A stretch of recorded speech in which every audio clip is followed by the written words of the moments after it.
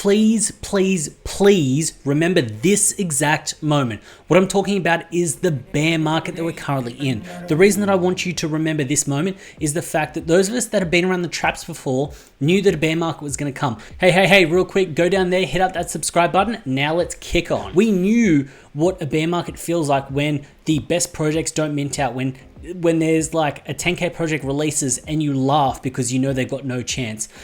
The reason that I know we're in the depths of a bear market isn't just the stats, isn't just that. There are projects that I knew maybe wouldn't be too much higher than mint price, but I knew that they would mint out. I just go, hey, that's where they're going to sit. They're going to mint out and they'll kind of do all right. And then when we come out of the bear market, they're going to do a run.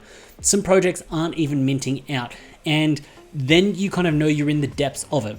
Now, my risk tolerances are different to yours. I'm able to take risks on projects that you may not be able to.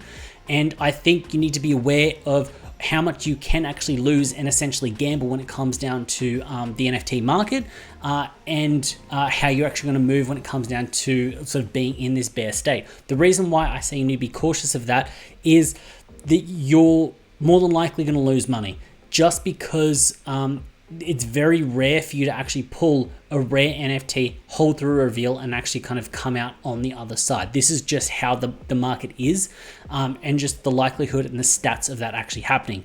The reason why I want you to remember this moment is that when we're in the good times, when you start to see an influx of people that are new to NFTs that don't know what a bear market is, and you see them just like spending money, flipping, that's when you should start to be cautious and start taking profits. What you'll see is if you actually were conscious and looked back about a month ago when we were kind of at the top and we could start to see the trickle down, people were going, I'm taking profits. And everyone new to the space would have been like, why are you taking profits? There are heaps much more to be made. Like everything's running up, everything's doing good. But we'd seen this before. And what will happen is this will actually change the way that you trade. When it comes down to trading, you're not going to be holding on to try to get that 20x. You'll be happy with a 10. If something runs up 4x and it kind of hits a bit of resistance, you rip that out, you're good. You don't wait for the 5 or the 10. What happens is your mindset starts to change after you've been through a bear. So when you get into a bull market, sure, your profits may not be as high, but you're going to come out of it so much better because you're not going to hold on to stuff that runs all the way up and all the way down. You're going to become smarter and more knowledge. And by the fact that if you can remember right now what it feels like to be in the market and be in tune with your emotions and how you're acting and feeling, when you're on the flip side of this, you can then reflect on that and then be grateful for what you've got and then ensure that you don't take that for granted, because when it does swing around and go back into a bearish state, you can actually then still make moves. The reason that we are in this kind of bear market is the uncertainty in the world and the fact that a lot of liquidity has been pulled out of the market with a bunch of different projects recently. There will come a time where the money will start coming back in. There'll be that catalyst and then it'll be game on again. And at that point, if you've then been patient during the bear market and saving up your ETH, you're then able to deploy it into those good projects.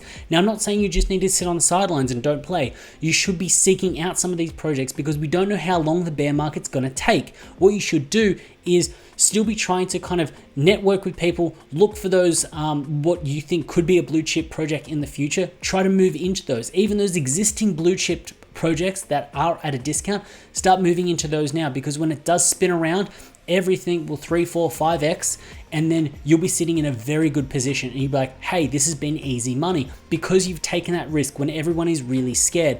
When it comes down to how bad this is, I feel like we're going to see at least another week or two of this before we even have the potential to come out the other side, just because of how this is.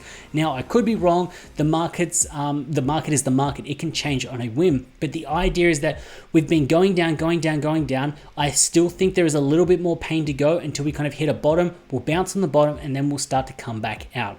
So please remember this current moment, because this will define how you act when you get into a bull market, and it will define how you actually kind of secure those profits, exit those projects that you don't necessarily want to be in, to then have some sort of profits on the side, to then buy back in when it goes into the bear, and then start the process all over again. So the reason that I'm going to kind of mix up some of these videos and not necessarily talk about the next upcoming project is the fact that with the projects that are releasing, they're just not working. And I don't want to mislead you and misguide you with, hey, this is a great project, jump into it. I want to kind of set your mind straight so you can then actually end up in a better position, sort of in the bear market. We're kind of learning the bear market now, so when we go into the bull, you actually can execute and thrive, because when it comes down to it, I want you to succeed. I've have some, not necessarily success, but I've found my comfort zone when it comes down to NFTs, when it comes down to my cadence and rhythm in the space. And I want you to find that as well. I want you to find comfort in the space. I want you to lean into what you're good at, and then hopefully enjoy the space just as much as I do. So I hope you found value in this video. Different kind of video today. If you did, please go down there, hit up that subscribe button, and while you're down there, also hit up the like button. As always, it's been a pleasure having you with me. I look forward to seeing you in the next one.